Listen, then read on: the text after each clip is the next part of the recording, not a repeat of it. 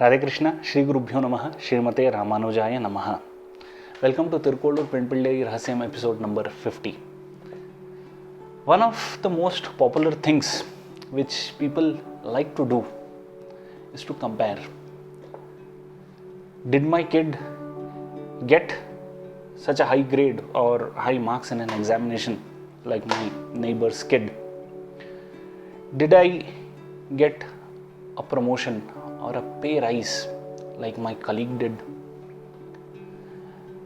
Do I own a huge house or possess some kind of a wealth like my peers or someone whom I know possess? So all these kind of comparisons with the worldly things definitely leads to some kind of a mental agony. It also leads to people idling away their time, gossiping.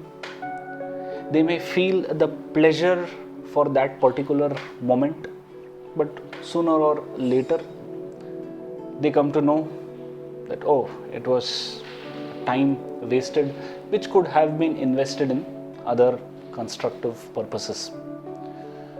Everyone has shortcomings in one's own behavior, one's own attitude, one's own character, one's own way of life.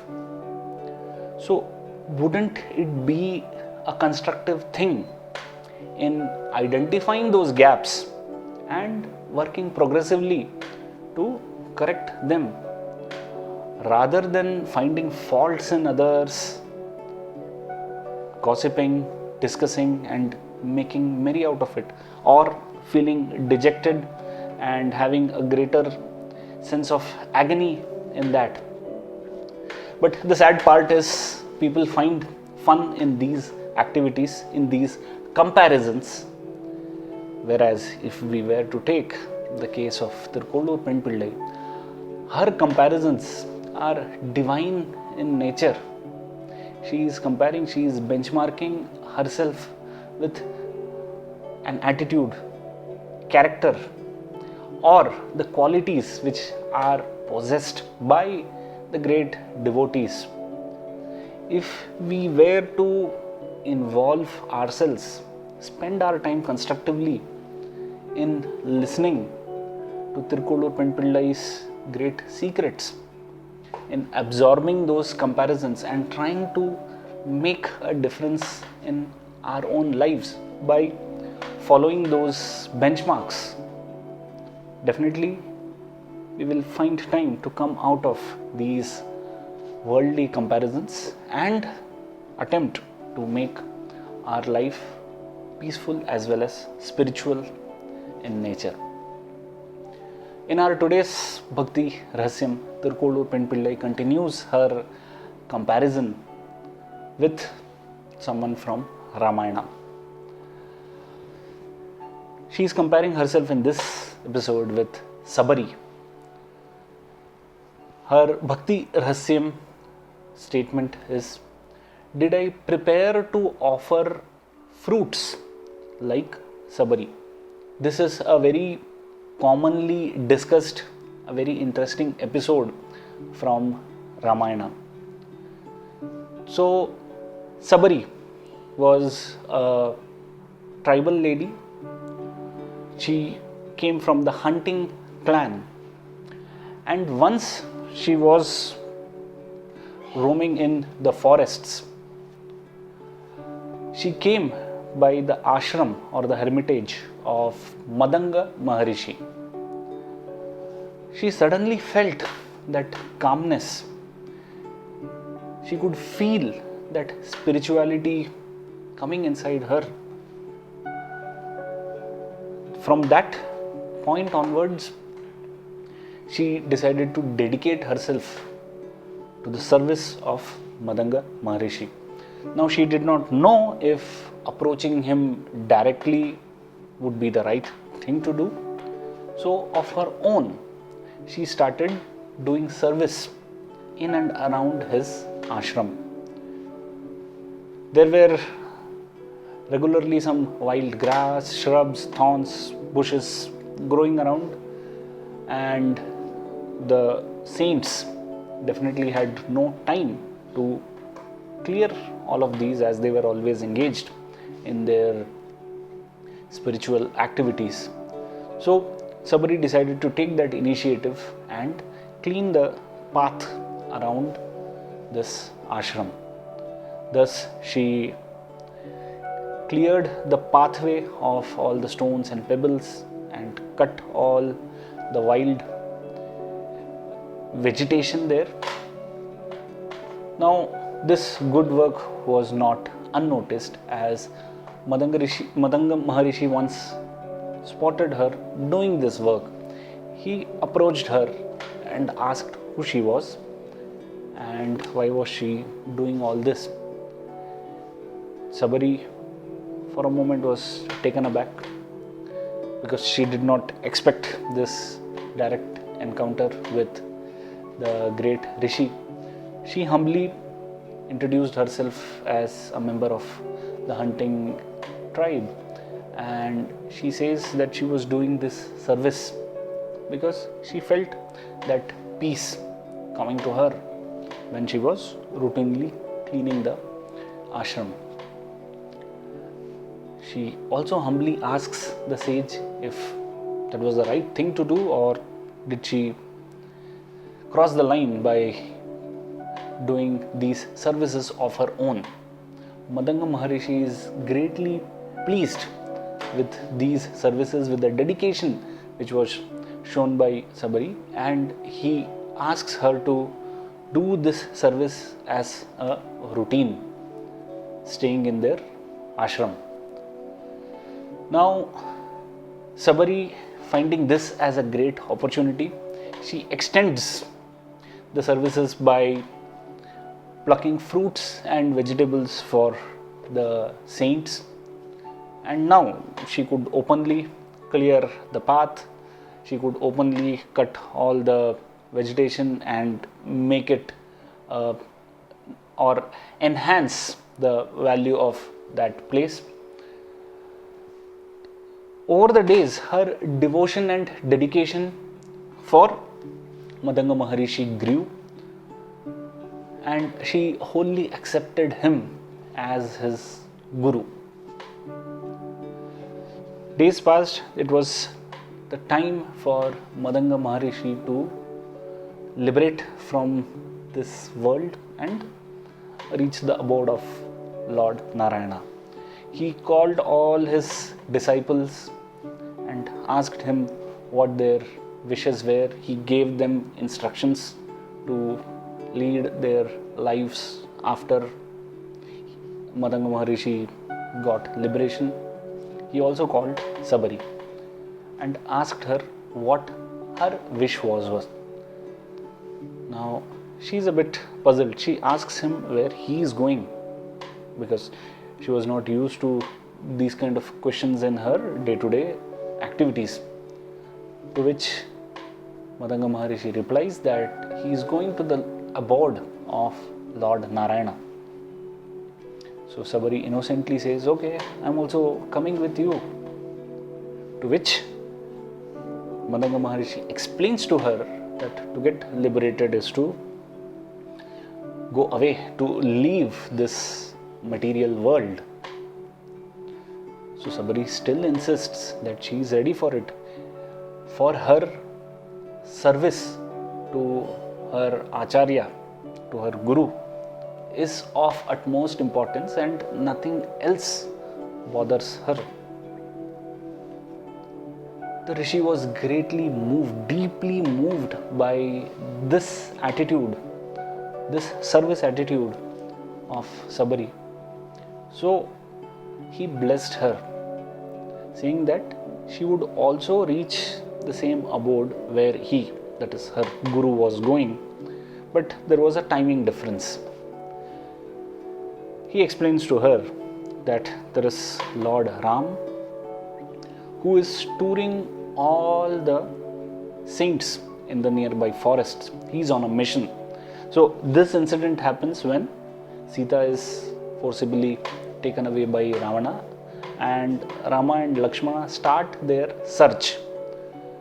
So in one of the previous Thirukkolur Penpillai Rahasyams, we would have seen the case of Jatayu, where the bird tries to protect Sita Mata but is brutally killed by Ravana. Ram and Lakshman come to that place where Jatayu is lying mortally wounded, and Jatayu shows a direction that this is the place, the southward direction where Ravana took Sita, saying that Jatayu gives up his life and Rama and Lakshmana do the final rites, and going by those directions they start their southward journey, where they meet another demon called Kabandhan, which was also a content of our Thirukkolur Penpillai Rahasyam earlier. And after killing this demon gives a further guidance or direction towards the ashram of Madanga Maharishi. So coming back to the point where Madanga Maharishi is giving these set of instructions to Sabari, he says that Lord Rama is on a mission, and since he is visiting all the sages, he will definitely come to our ashram also. But unfortunately, I will not be there to receive him. So I have full confidence in you that you will take care of Lord Rama, you will give him food to eat, and once you are satisfied that Rama is completely satisfied with all these arrangements, then you can come and reach me.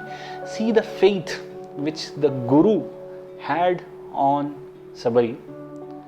It was reciprocated by Sabari towards her Guru as well.